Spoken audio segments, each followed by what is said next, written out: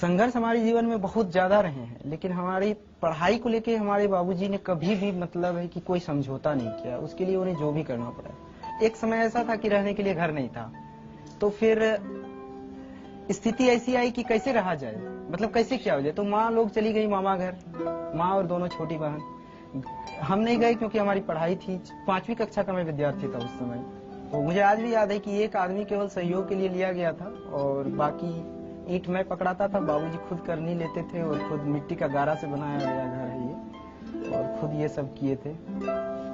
तो ये सब जिंदगी के अनुभव है। मैं इसे कभी भी संघर्ष मानता हूँ इसको, दुख नहीं है, ये संघर्ष है। दुख और संघर्ष में अंतर ये होता है कि दुख होता है कि जिसकी क्षतिपूर्ति नहीं हो सके, किसी माँ के लिए उसके बेटे से अलग हो जाना या असामयिक मृत्यु, ये सब दुख है। लेकिन ये तो जीवन के अनिवार्य अंग है, इसको संघर्ष कहते हैं और संघर्ष हर एक के जीवन में।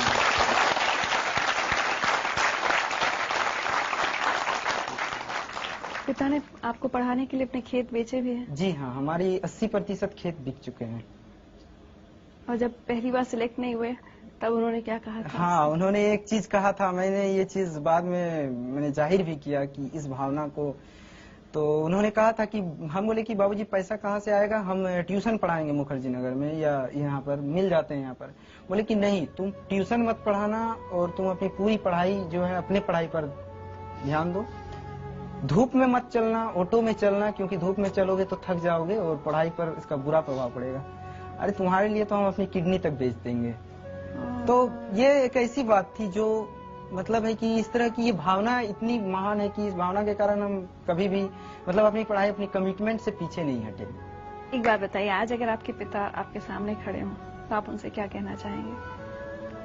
देखिए, मेरे बाबूजी तो अभी मेरे गांव में हैं और शायद अगर इस प्रोग्राम को वो देख रहे होंगे तो मैं उनसे यही कहूंगा कि मेरी सफलता से अलग आपके बेटे होने में मेरी सार्थकता है और बस इसी सार्थकता को जीवन भर महसूस करना चाहिए।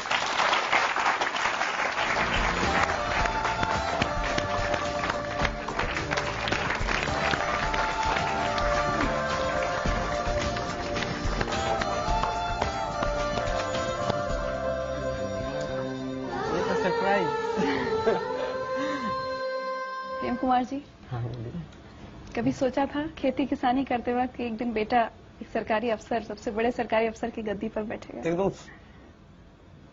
जब से इसको पढ़ाई में ख्याल आया तब से मैंने ये सोचा था, ये आज की सोच नहीं है। आपको पता था आईएएस क्या होता है?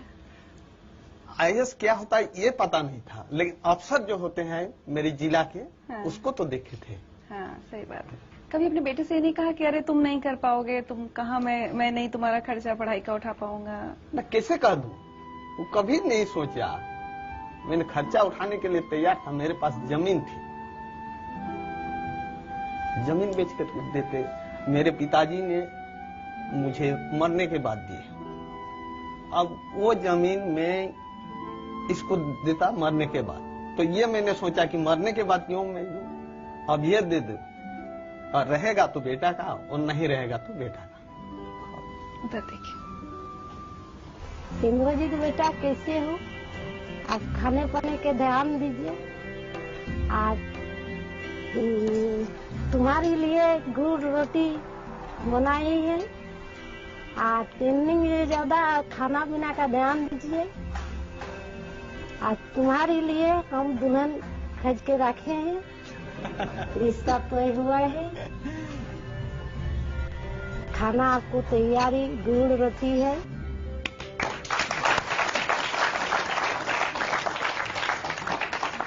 गुड़ रोटी खाने का शौक है? हाँ जी, हाँ।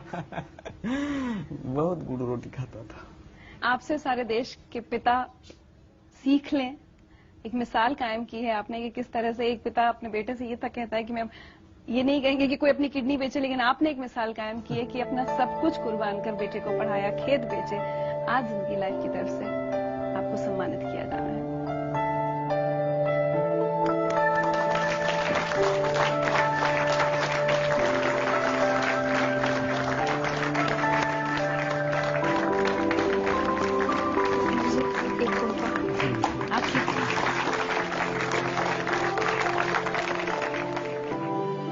जैसे आईएएस बने ना तो ये बोला यार थानेदार की नौकरी छोड़ देंगे क्या? मतलब ये था थानेदार ही ना छोड़े, साथ में साथ ये भी रख लिया।